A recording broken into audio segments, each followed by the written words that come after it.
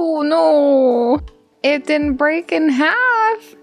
Okay, so when you break waribashi, which are waru is to break or to split, and bashi is hashi, which are chopsticks.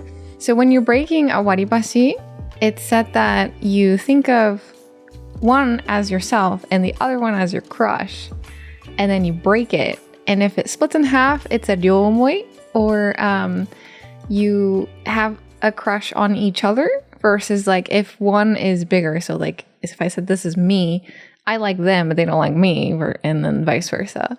So yeah. So 私のは、まっすぐ切れなかったね. I didn't actually break it perfectly in half.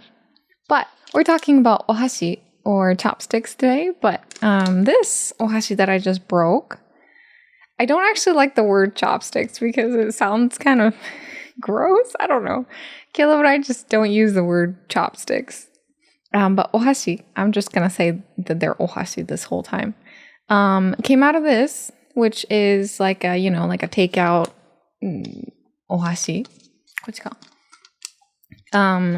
Sometimes you got to be careful and you'll find a tsumayoshi in there to pick like leftover food from your teeth instead of flossing. So sometimes it'll say like tsumayoshi iri, be careful, or like a hand poking symbol or any of those things indicating that there is a tsumayoshi in there. Although I think this one does not. Oh, no, just kidding. Oh no, I ripped it. But it says tsumayoshi iri. いいのかな? ほら. Tsumayoshi iri. Okay. So yeah, don't poke your finger with a tsumayoshi inside of a ohashi fukuro. These are essential to learn before you go to Japan because you'll go to restaurants and sometimes they just don't have forks and spoons and knives and things. And the only thing that you'll see is a whole bunch of ohashis in front of you or in like a little jar sticking up, or it comes like with your meal, like on top of like the tray, and you just get chopsticks.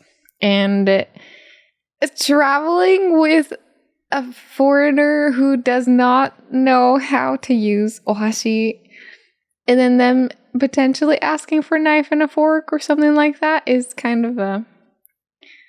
Yeah. It feels a little bit rude to be asking for something to accommodate your needs instead of you arriving there and just enjoying the thing as it is.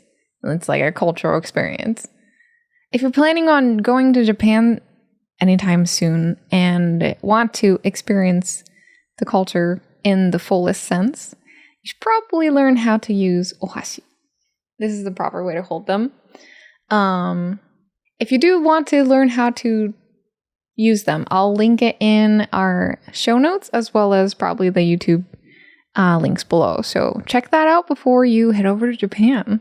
お箸の持ち方はね、いっぱいあるけどね。Oh, I can go over ways to not hold them real quick though. Some common ways that I have seen people in the past, even just Japanese people, growing up or whatever, that hold chopsticks, and some of them are like this. So I'm holding my chopsticks kind of like in a fist instead of properly holding it with my fingers resting. Yeah, I've seen like people hold it. I don't actually know how you move. It feels so wrong. I don't actually know how they move the chopsticks to grab anything holding it like this, but I've seen it work. It's kind of crazy. Another way is like the fingers will be in the wrong places. So like instead of holding it with your index finger and your middle finger, they'll hold it with like the fourth one, or even, the fourth one. So extra challenge if you are a professional chopstick holder to switch your hands and use it on your other hand that you don't usually use for chopsticks and try to eat ramen with it. That's hard. I don't actually remember learning chopsticks. Yeah, I remember playing games that involved chopsticks with my parents, or like your school events or like a community event, and they'll have like who can transfer the beans in this cup into this empty cup the fastest. And so you would have a pair of, I think it was just waribashi, and you would go as fast as you can transferring these beans without touching the cups. And then once you're finished, you like raise your hand or whatever, and then they probably gave you dagashi at the end. But on the topic of using chopsticks in Japan, there are certain things that you might not actually want to do with chopsticks while you're eating with them. I'm going to go get some cooler chopsticks in this because this is kind of sad.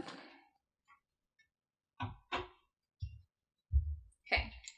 I have a cup full of cool chopsticks. Ohashi no oto.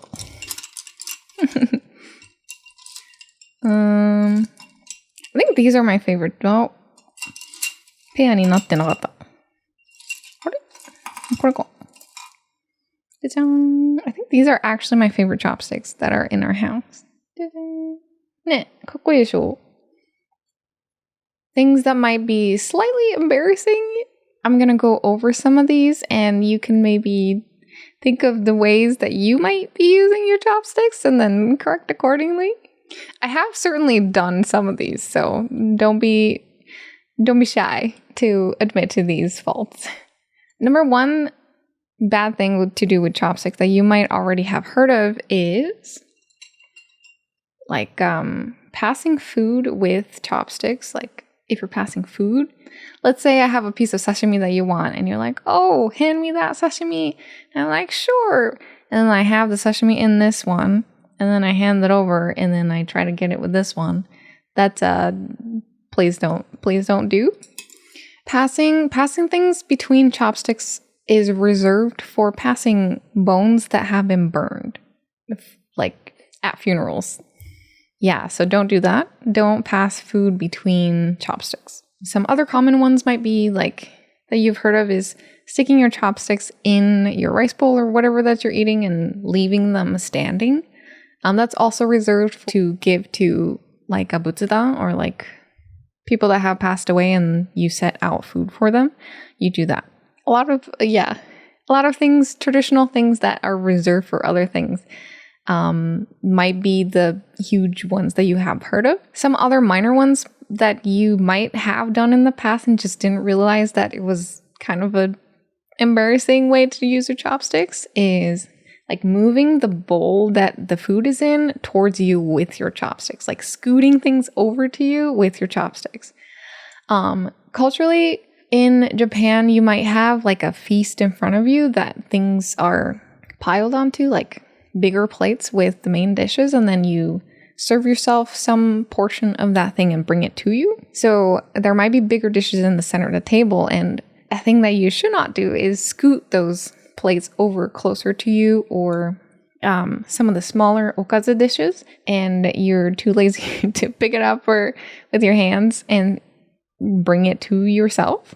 Yeah, one of the things that you shouldn't do. This is a cultural thing even with like your hand and stuff, but like pointing at people with your chopsticks is also a no. It gives me anxiety to even like point with your finger at people to, like I usually do this. I point at things with my palm to be less rude. You're actually not supposed to place your chopsticks on top of your dishes. You're supposed to usually have like a hashioki or like a chopsticks rest on the table that you put your chopsticks on, like soroete. You're supposed to put them down.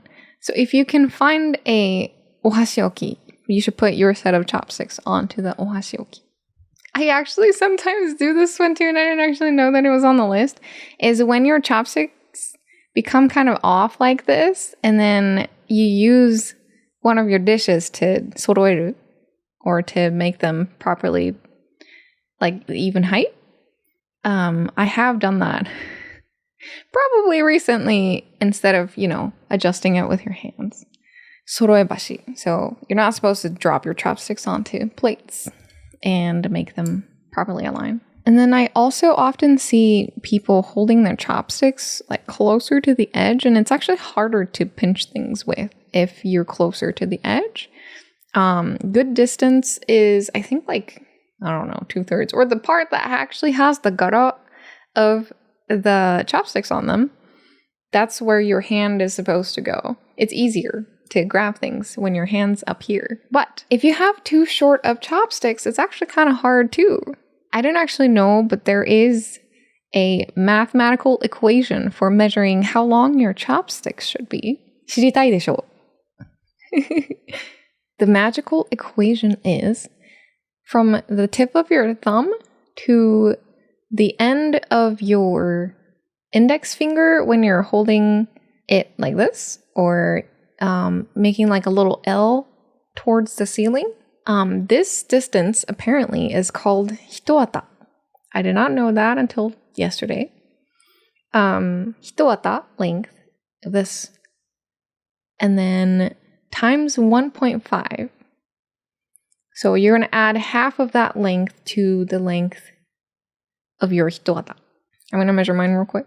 Okay, so mine is, hitoata is 14, plus half of that is 7, so 21. My chopsticks length should be 21 centimeters. Moment of truth. I actually have never measured our chopsticks in our house. ででん。お 23 センチ. Okay. So the chopsticks in our house they're basically all the same. 23 centimeters. So my favorite chopsticks, these ones, are actually 2 centimeters too big than what I need, I guess. I actually found these shorter ones that I forgot I had, but they are 21 centimeters. It's like slightly bent. That's kind of weird. But those are better for me, I guess, for my hands. They feel a little bit too short for me because I don't know. I guess I just like longer chopsticks. But Caleb said that these look better in my hand. Like they look like proper length. So maybe I get more of those. But if I hold these, apparently they just look a little bit too long. Question mark. But yeah, I still like these better than the shorter ones. So I might just, keep using these. Anyway, what is like a typical waribashi then, huh? We need to measure that. Let's see. I feel like these have to be all the same, right? There has to be a standard waribashi size. They're 20. 20センチ。20.4 くらいある。微妙。So, now you know the magical equation to go measure your chopsticks. Leave a comment below how long the chopsticks are in your house and whether you need longer or shorter chopsticks. There are places you can get chopsticks that will also allow you to engrave your name either in Japanese or English or whatever. Those are always fun because then you're like, oh, you're using my chopsticks. It's just cool. I think it's just cool having your name on your chopsticks. If you actually don't have any chopsticks and you're trying to start your own stash of chopsticks at your house, I do have recommendations on how to pick good ones out that you will most likely like to use. First of all, I would go with the wooden ones since they just kind of have a better texture, in my opinion. You might like the plastic ones too, who knows, but I recommend the wooden ones. I think also the reasons why I don't necessarily like the plastic ones usually is that they'll have like the giza indents in them on the edges instead of like having them square. I mean, they do have plastic square ones too, but the typical ones that have the giza in them, I don't like the texture when I'm eating.